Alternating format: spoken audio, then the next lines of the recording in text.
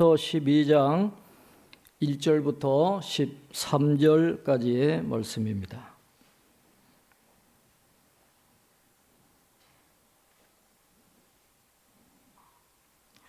히브리서 12장 1절부터 13절까지의 말씀을 저와 여러분 한 절씩 교독하겠습니다. 이러므로 우리에게 구름같이 둘러싼 허다한 증인들이 있으니 모든 무거운 것과 얽매이기 쉬운 죄를 벗어버리고 인내로서 우리 앞에 당한 경주를 하며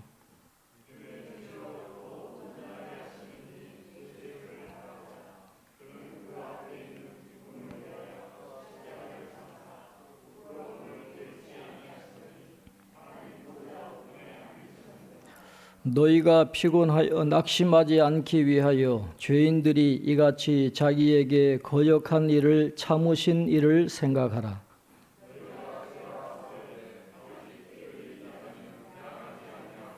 또 아들들에게 권하는 것 같이 너희에게 권면하신 말씀도 잊었도다. 일러스되 내 아들아 주의 징계하심을 경히 여기지 말며 그에게 꾸지람을 받을 때에 낙심하지 말라.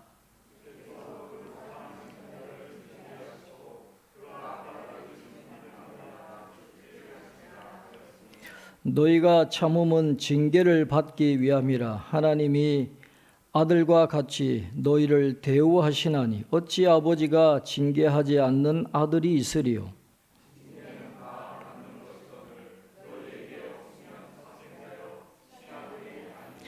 또 우리 육신의 아버지가 우리를 징계하여도 공경하였거든 하물며 모든 영의 아버지께 더욱 복종하며 살려 하지 않겠느냐.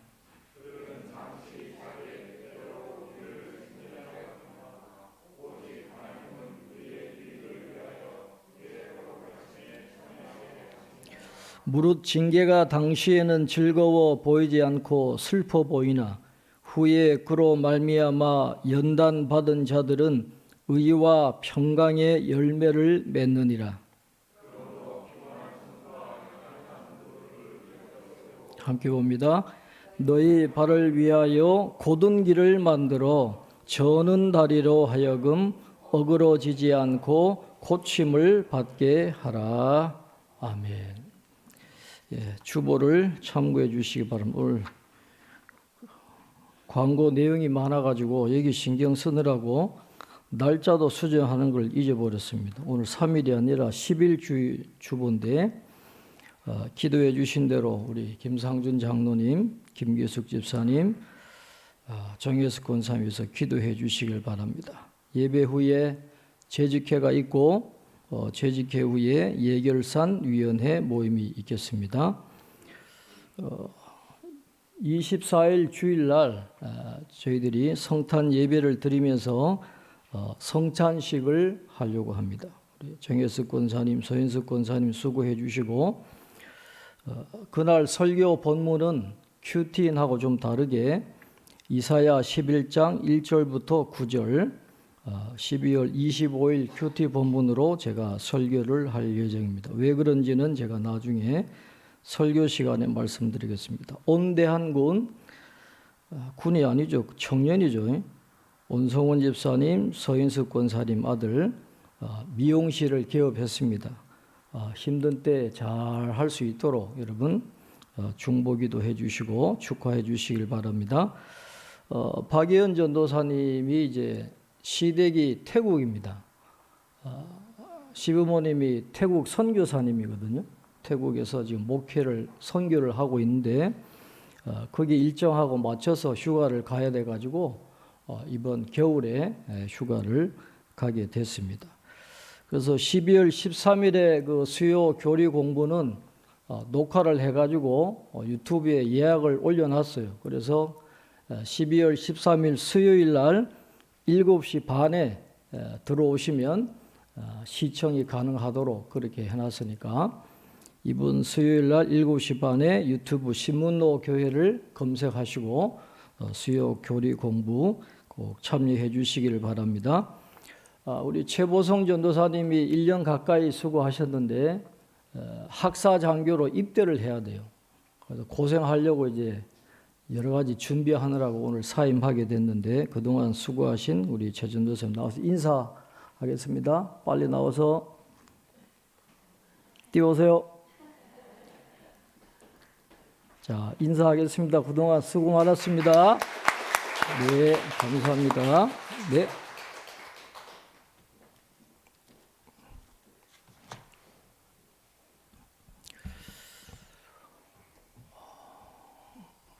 설교학 수업을 들어보면 이 설교의 종류가 여러 가지가 있음을 알 수 있습니다.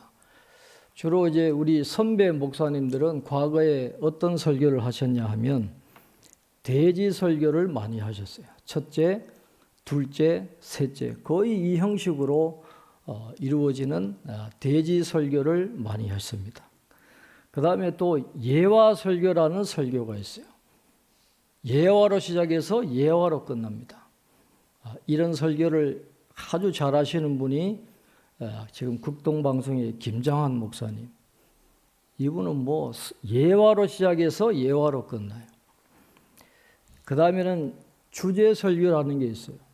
뭐 사랑이 주제다 그러면 거기에 해당되는 본문을 가지고 사랑에 대해서 쭉 이야기합니다.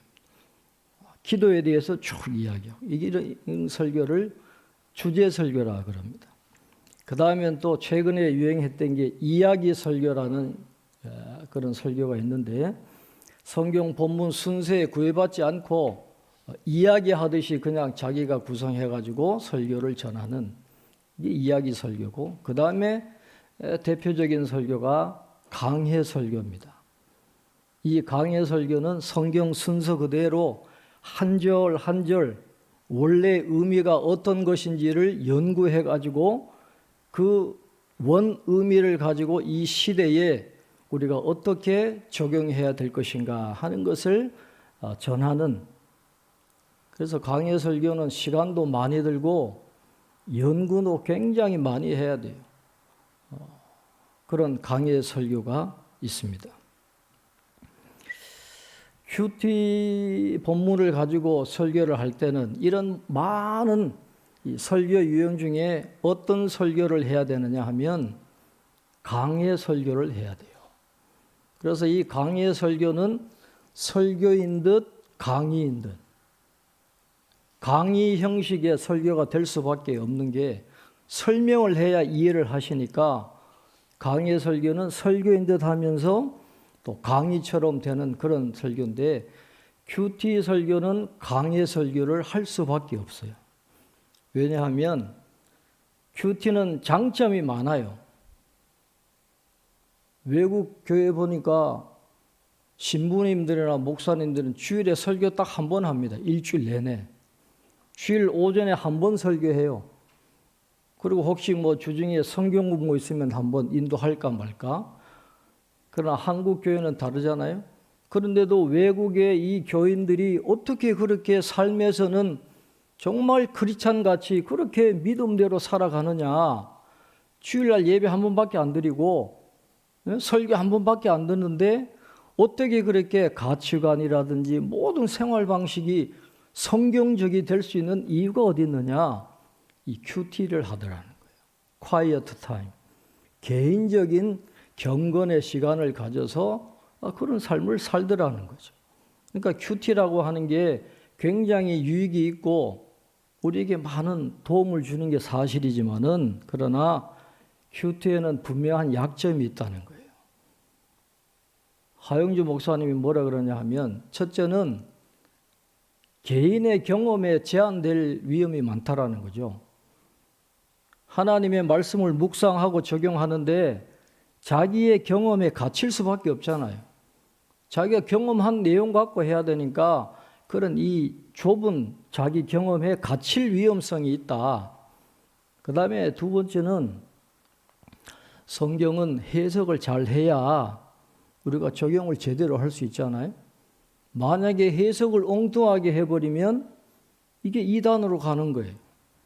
이단들이 예수님의 비유라든지 요한계시록 같이 우리 성도들이 잘 이해할 수 없는 것을 엉뚱하게 해석해가지고 주입을 시키면 그냥 홀라당 넘어가는 거예요. 그래서 이 성경 말씀을 제대로 해석해가지고 원래 그 의미가 뭔가를 우리 시대에 갖고 와서 올바로 적용해야 되는데 큐티는 거기에 한계가 있다는 거죠.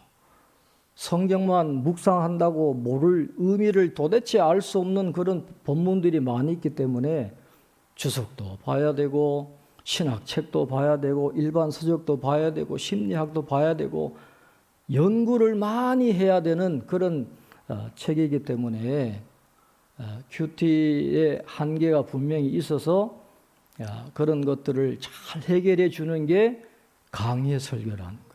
한 절 한 절 의미를 깨우쳐서 올바로 적용할 수 있도록 그렇게 강의 설교를 할 수밖에 없는 거죠.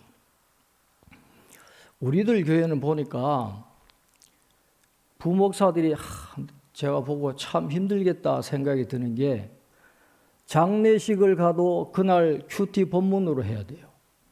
자기 마음대로 본문 정하는 게 아니라 장례식을 가도 그 본문 갖고 해야 되고 결혼식을 가서 설교할 때도 그 큐티 내용 갖고 해야 되고 돌예배를 가든지 환자 신방을 가든지 개업 신방을 가든지 그 예배로 그 본문 갖고 해야 돼요.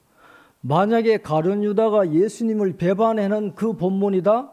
거기에서 뽑아내야 되는 거예요. 장례에 맞는 내용, 돌에 맞는 내용 그것을 다 뽑아내야 되는데 왜 그렇게 하느냐? 어쨌든지 여러 번 들으면서 그 말씀을 제대로 이해하라는 거예요. 말씀의 의미가 뭔지 제대로 이해해서 제대로 제공하는 게 중요하기 때문에 모든 설교는 그날 본문에 맞춰서 하라. 여러분 그게 얼마나 어렵겠어요. 그러니까 부목사들 제가 굉장히 불쌍해 보이는 거예요. 그날 보니까. 그래도 이 큐티에는 이 강의 설교 같은 게 필요하니까 그렇게 합니다만은 우리가 그렇게 꼭 따라갈 필요는 없잖아요. 그죠? 그렇게 되지도 않고 그렇게 할 필요는 없어요. 그래서 절기 때 제가 설교할 때도 참 힘들잖아요. 이걸 큐티인 순서대로 따라가면 절기와 맞지 않는 그런 설교를 해야 될 때가 많이 있는데 설교를 처음부터 끝까지 자세하게 들어보신 분들은 제가 그 본문을 하면서도 절기에 맞는 교훈을 잠깐씩 언급하고 넘어간다는 걸 아마 캐치하신 분들은 계실 거예요. 제가 항상 그렇게 연결하거든요. 그러나 그건 좀 모자라죠. 분량이 작으니까. 그래서 정책당회 때 절기에는 절기 설교를 좀 해주시면 좋겠다 해가지고 저도 이제 절기에는 절기에 맞는 설교를 좀 하려고 그래요. 그래서 12월 25일 본문이 이사야서 이 절기에 맞는 설교더라고요. 그래서 다 24일에는 12월 25일 큐티 본문을 가지고 제가 설교를 하려고 합니다. 정확하게 해석하는 게 중요하다 그랬잖아요. 오늘 본문도 마찬가지예요. 우리가 흔히 이 히브리서 12장을 읽고 있으면서 이 본문의 원뜻과는 좀 맞지 않게 해석하는 그런 경우가 있거든요. 오늘 본문도 그런 케이스인데 한번 오늘 말씀을 잘 살펴보고 이 히브리서 저자가 무엇을 말하고 있는가 하는 것을 정확하게 우리가 깨닫는 시간이 되었으면 좋겠습니다. 자, 11장이 믿음장이잖아요. 그러니까 믿음의 선진들에 대한 예들을 쭉 이야기하고 난 다음에 오늘 12장에 와서는 그렇게 구름같이 허다한 증인들에게 자극과 도전과 격려를 받으면서 우리의 앞에 당한 자신의 경주를 힘차게 인내하면서 달려가자 하는 그런 내용인데 오늘 어떤 내용인지 한번 살펴보겠습니다. 오늘 1절에 보시면 이러므로 우리에게 구름같이 둘러싼 허다한 증인들이 있으니 모든 무거운 것과 얽매이기 쉬운 죄를 벗어버리고 인내로서 우리 앞에 당한 경주를 하며 그렇게 말씀해요. 우리가 걸어가는 저와 여러분이 지금 걸어가는 신앙의 삶을 히브리서 저자는 경주라고 표현하죠. 경주. 100m 달리기가 아니라 장거리 마라톤입니다. 그러니까 당시에 지금 뭐 터키나 그리스나 로마나 이런 데 가면 경기장이 많잖아요. 거기에서 옛날에 경기를 많이 했어요. 레슬링도 하고 뭐 달리기도 하고 하는데 아마 이브리서 저자도 그런 모습을 상상을 하면서 우리의 신앙의 삶을 경주라고 보는 거죠. 100m 달리기 처음 출발해가지고 목표점을 향해서 달려가는 그것을 우리에게 이야기를 하고 있는데 허다한 증인들이 우리에게 있다 그랬어요. 우리는 이것을 어떻게 해석을 하냐 하면 우리가 지금 경기장에서 경주를 하고 있는데 허다한 증인들이 관중석에 앉아가지고 우리가 달려가는 모습을 응원하고 구경하는 것으로 그렇게 해석할 수가 있어요. 우리는 선수예요. 지금 100m 달리기 하고 있습니다. 그러면 허다한 증인들이 관중석에 앉아가지고 우리가 달려가는 모습을 그분들이 지켜보고 막 응원하는 것처럼 그렇게 해석할 수 있지만 히브리서 저자가 의미하는 건 그게 아니라 오히려 거꾸로입니다. 그들이 우리를 구경하듯이 보는 게 아니라 달려가는 우리가 그들을 보라는 거예요. 지금 제가 경주를 하잖아요. 힘이 들어요. 막 힘이 들기도 하고 포기하고도 싶을 때 누구를 봐야 되느냐? 저 구름같이 둘러싼 허다한 증인들이 과거에 살았던 그 믿음의 모습을 우리가 바라보는 거예요. 그분들이 이런 경우에 어떻게 해서 그 위기를 넘기고 끝까지 완주했느냐? 그걸 회고하고 그 사람들에게 자극과 도전을 받으면서 경주를 달려가라. 그런 의미예요. 그분들이 우리를 보는 게 아니라 누가 봐야 하는 거예요? 우리가 믿음의 증인들을 보면서 우리에게 당한 각자의 경주, 제가 달려갈 경주가 다르고 여러분 각자 한 분 한 분이 달려갈 경주가 다 달라요. 다 겪는 어려움이 다 다릅니다. 그러나 그럴 때에 여러분에게 도움을 주고 자극을 주고 지지를 해줄 그 믿음의 선진들을 여러분이 바라보면서 끝까지 완주하라는 거예요. 포기하지 말고. 바로 그런 뜻을 이야기를 하고 있는 것입니다.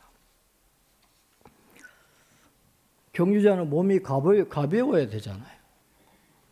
마라톤 하는데 뭐 군장 짊어지고 이러면 되겠습니까? 가볍게 반팔 티하고 반바지 입고 운동화 가볍게 하고 이렇게 뛰어야 되니까 모든 무거운 것, 얽매인 것이 이런 것 다 버려야 돼요. 다 세상 욕심도 버려야 되고 세상에 얽힌 모든 것들도 최대한 다 벗어버리고 가볍게 해야 결승점을 향해서 우리가 달려갈 수 있기 때문에 가볍게 하고 그 증인들이 보여준 그 예들을 바라보면서 경주를 하라 그렇게 말씀을 합니다.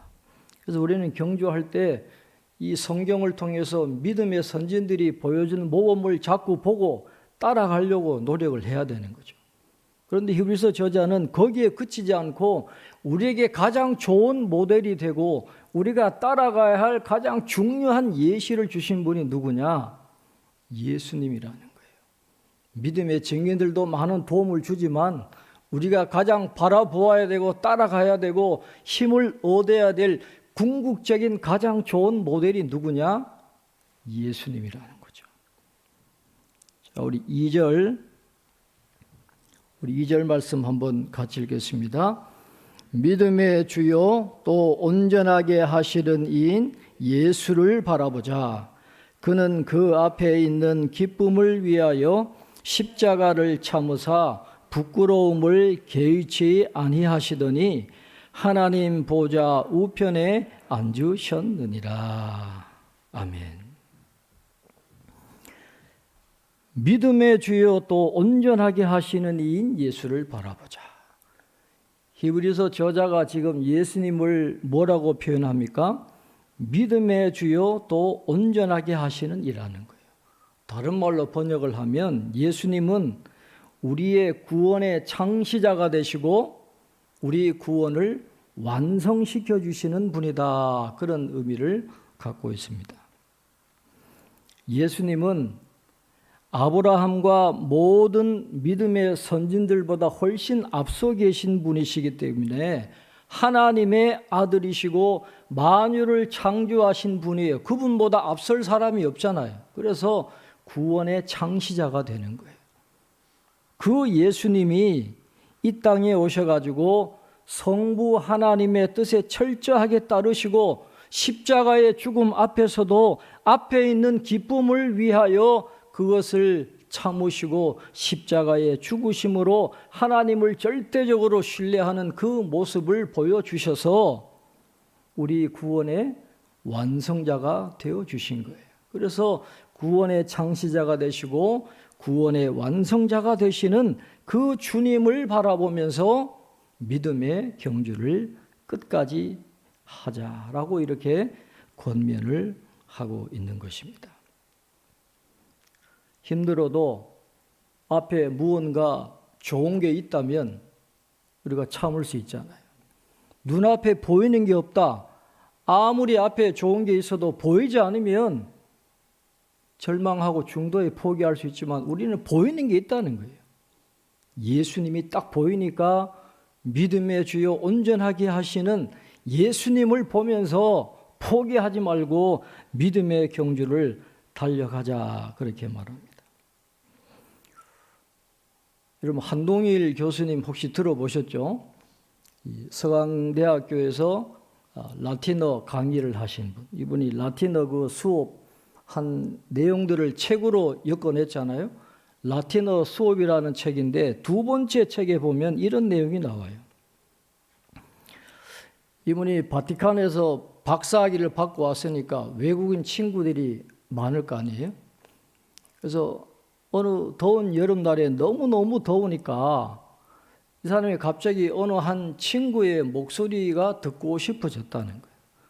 저 아프리카 알제리에 살고 있는 친구의 목소리를 듣고 싶어서 전화를 해가지고 참 여기 서울이 정말 너무너무 덥다 이렇게 푸념 섞인 그런 이야기를 하니까 그 알제리 아프리카 친구가 이 한동일 교수에게 이렇게 이야기했다는 거예요. 한국은 아무리 덥다고 해도 가을이 오잖아. 이해하셨어요? 아무리 한국은 덥다 해도 가을이 오잖아. 보이는 게 있다는 거예요. 앞에 보이는 게 있으니까 이 더운 여름, 더운 날씨 참을 수 있잖아. 거기에 이분이 크게 맞지 머리를 두드러 맞는 것 같은 그런 깨달음을 얻었다라는 거예요. 그래요. 어려움이 있어도 앞에 기쁨이 있다는 걸 알면 우리가 이겨낼 수 있지 않겠느냐. 히브리서 저자가 바로 그걸 이야기하는 거예요.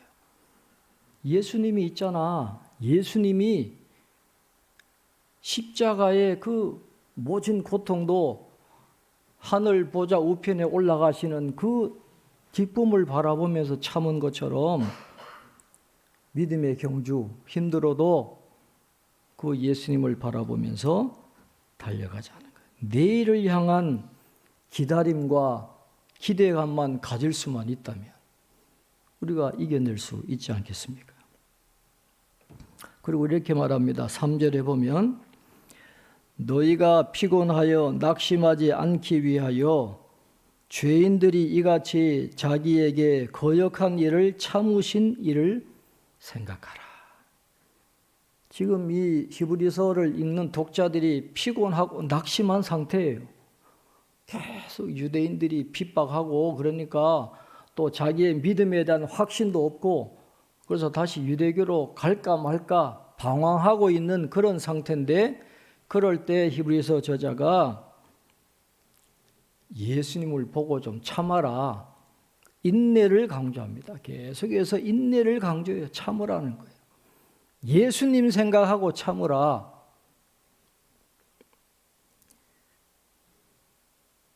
사절에 보면 너희가 죄와 싸우되 아직 피 흘리기까지는 대항하지 아니하고 그랬어요.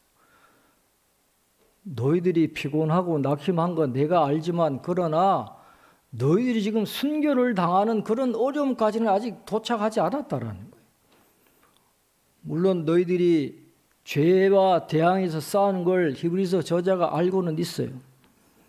그 독자들 중에 일부는 죄를 짓지 않기 위해서 비방을 당하고 조롱을 당하고 재산을 빼앗기고 감옥에 가는 그런 위기를 겪은 사람도 있고, 그런 사람들을 동정하고 도와준 사람들이 있습니다.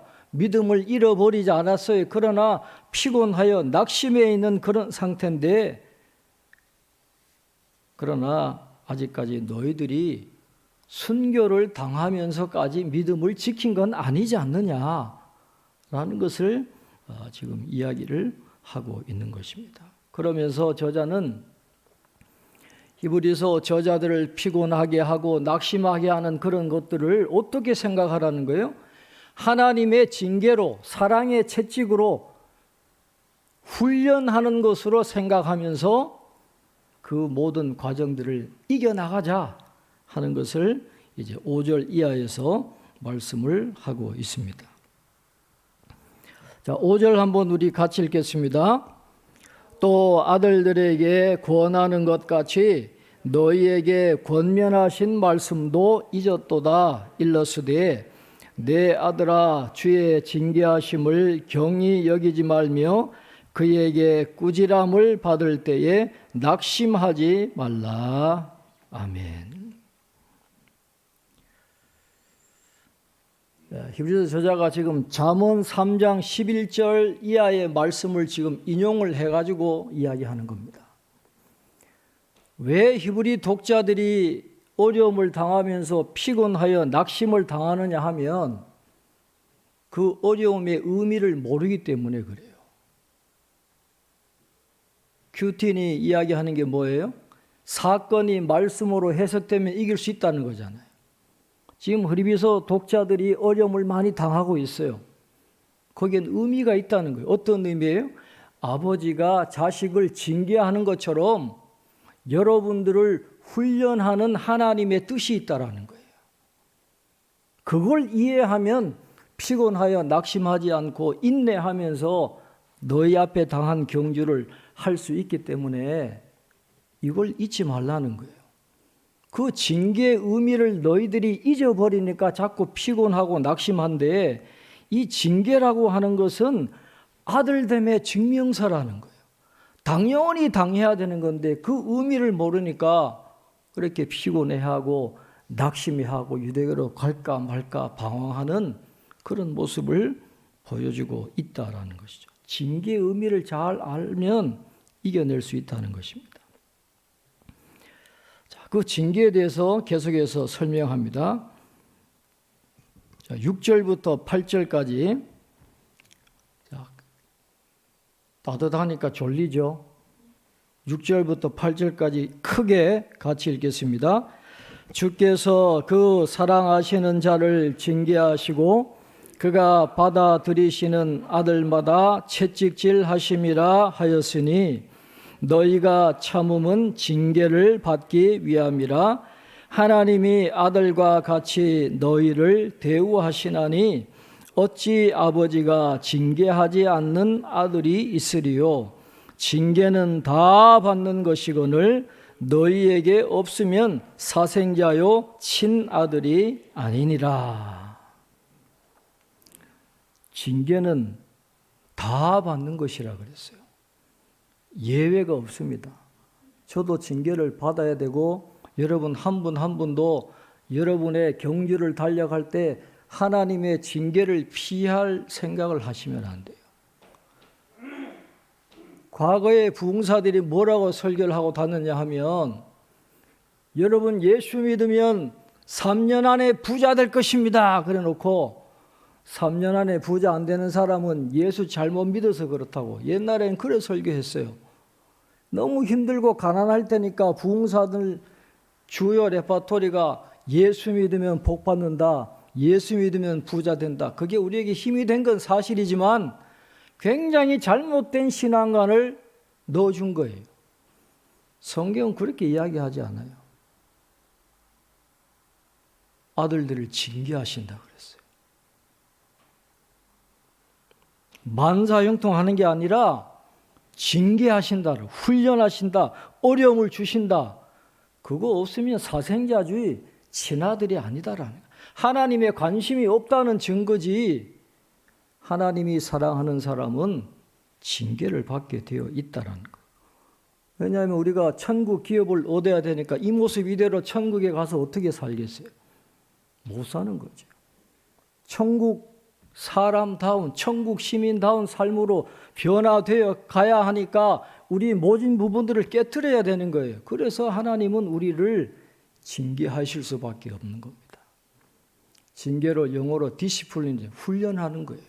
우리를 망하라고 하는 게 아니라 우리를 잘되게 하시려고 연단하시고 훈련하시는 건데, 그것만 우리가 잘 이해를 하면 그런 어려움, 고난, 징계 잘 이겨낼 수 있다라는 것이죠. 자, 9절, 10절 우리 한번 같이 읽겠습니다. 또 우리 육신의 아버지가 우리를 징계하여도 공경하였거든 하물며 모든 영의 아버지께 더욱 복종하며 살려 하지 않겠느냐. 그들은 잠시 자기의 뜻대로 우리를 징계하였거니와 오직 하나님은 우리의 유익을 위하여 그의 거룩하심에 참여하게 하시느니라. 아멘. 징계가 쏙 들어오도록 지금 히브리서 저자가 육신의 아버지와 우리 영의 아버지 하나님의 징계를 비교해서 설명을 합니다. 여러분, 자식들이 잘 되라고 훈육을 하지 자식 못 되라고 징계하는 부모님들이 어디 있겠어요? 잘 되라고 훈육하는 거예요. 그러나 그 아버지가 항상 살아 계신 건 아니잖아요. 옛날에 아버지가 나를 때리실 때 그 모습이 그립다라는 그런 고백도 많이 하듯이 잠깐이에요. 자식의 유익을 위해서 잠깐 하는 거지만 하나님은 계속해서 합니다. 우리가 죽을 때까지 계속해서 하는데 그 목적이 뭐냐? 10절 마지막에 보면 그의 거룩하심에 참여하게 하시느니라. 거룩하심에 참여하도록 하나님의 거룩한 성품을 따라서 하나님을 섬기는 믿음에 합당한 삶을 살도록 만들어 가시기 위해서 우리를 훈련시키시는 거예요. 그냥 일반 아버지들이 자식 잘 되라고 성공하라고 하는 그런 징계가 아니라 하나님은 우리가 거룩하심에 참여하게 하시기 위해서 우리를 징계하시는 거예요. 여기서 말하는 거룩은 성화를 이야기하는 거죠. 한순간에 되는 게 아닙니다. 죽을 때까지 계속해서 되어지는 과정입니다. 계속해서 이 성화되어 가는, 그리고 이 성화는 우리가 죽어서 그리고 주님 오시는 그날에 완성될 그런 성화이기 때문에 완전한 게 없습니다. 그래서 우리는 죽을 때까지 계속해서 하나님의 징계를 받을 수밖에 없다라는 것이죠. 육신의 아버지들은 잘못 판단해가지고 징계하셔도 자녀들이 잘못된 방향으로 나갈 수 있지만 하나님은 완전한 사랑과 완전한 지혜로 우리를 징계하시기 때문에 하나님의 징계는 실패하지 않는 징계예요. 반드시 우리를 거룩하게 하시는, 그래서 천국에 들어가서 살아갈 수 있도록 천국 기업을 얻을 수 있도록 우리를 만들어 가신다라고 그렇게 말씀을 합니다. 그러나 징계를 그 의미를 안다고 해서 또 징계받으면 그것도 보통 어려운 게 아니에요. 굉장히 힘든 겁니다.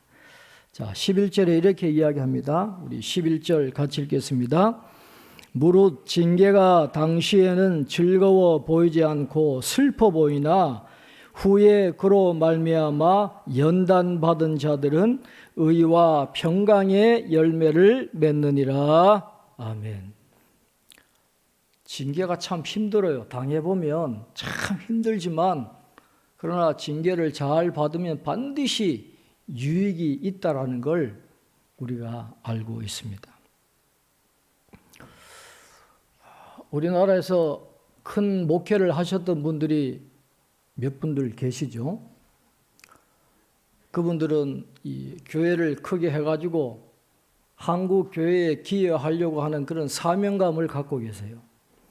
또 큰 목사님들을 제가 보니까 어떤 사명감을 갖고 있냐 하면 하나님이 자기에게 보내주신 부목사들, 교육자들을 잘 훈련시켜서 시집 보내는 걸 자신의 사명으로 생각하더라고요.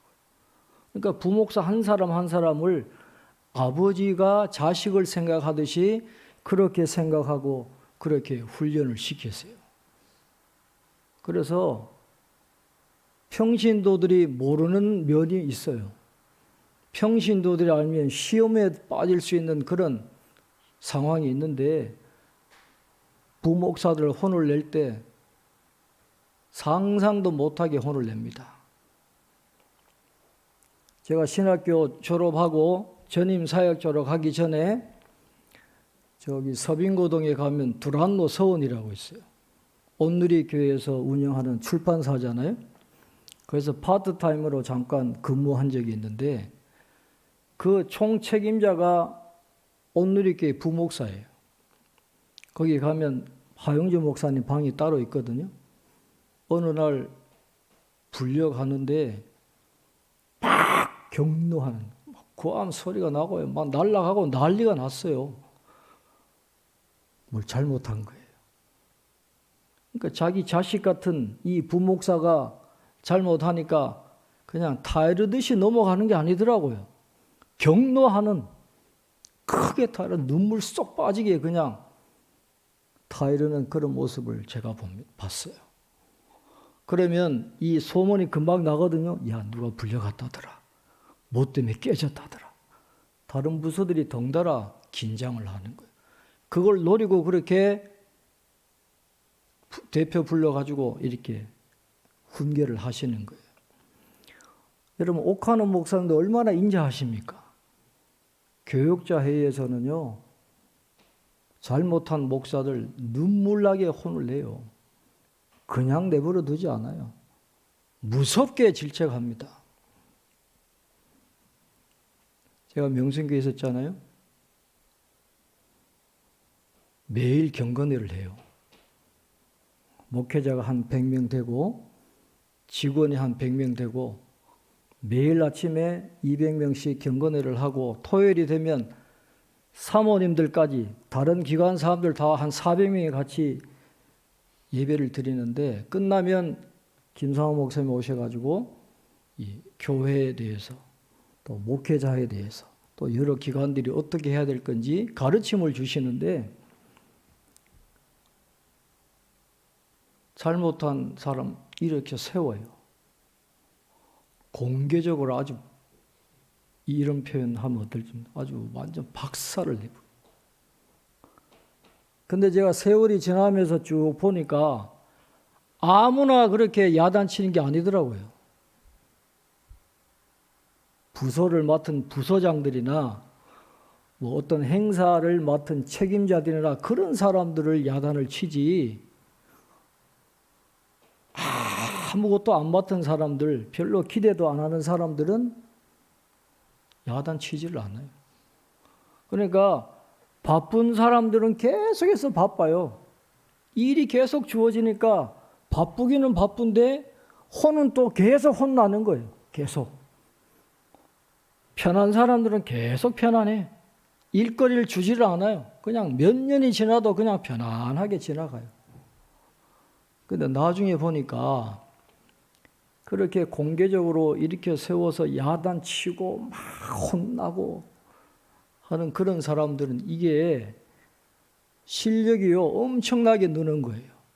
뭘 맡겨도 하는 거예요. 교회 행사뿐만 아니라 한국교회 전체를 아우르는 행사의 책임자를 맡겨도 거뜬하게 하는 실력파가 되는데 아무것도 못하는 이 사람들은 그냥 그러고 있다가 시집을 가잖아요. 목회를 하러 가잖아요. 나중에 뭐라고 이야기하냐 하면 내가 너무 일찍 나왔다. 거기서 좀 부서장도 좀 맡아보고 행사 책임자도 좀 맡아보고 좀 배워서 나왔어야 되는데 그냥 나와가지고 너무너무 후회된다. 그런 이야기를 많이 해요. 훈련의 유익이 그런 거예요. 당시에는 얼마나 힘듭니까? 사모님들 다 했는 데서까지 막 2푼어치도 안 된다고 막 이래요. 2푼어치도 안 되는. 그렇게 야단을 맞으면 마음이 얼마나 힘들어요. 그런데도 신방을 가야 되죠. 결혼식 가야 되죠. 장례식 뛰어야 되죠. 행사 진행해야 되죠. 그러면서 이게 마음의 근육도 생기고 실력도 쌓이고 점점 늘어나는 거예요.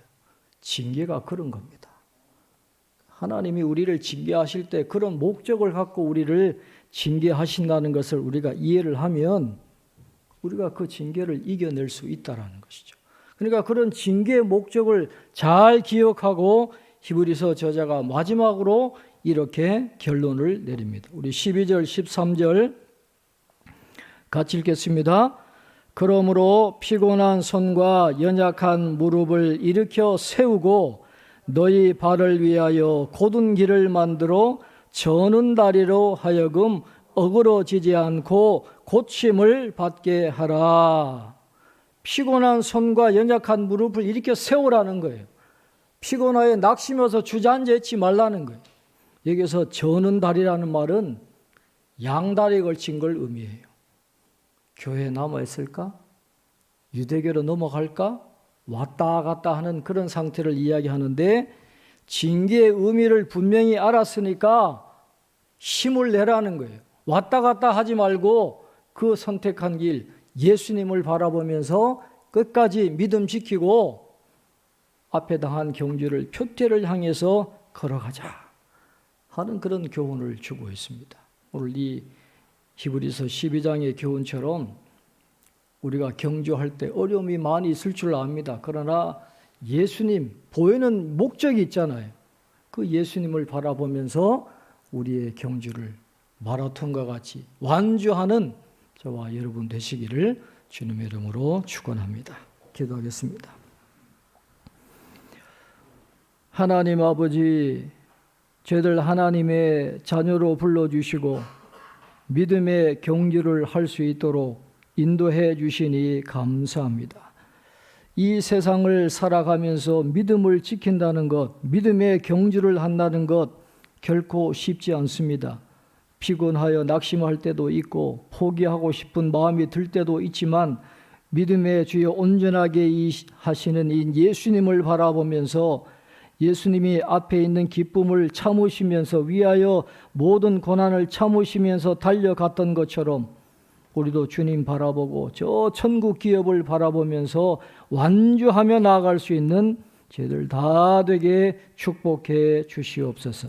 감사하고 예수님 이름으로 기도하옵나이다.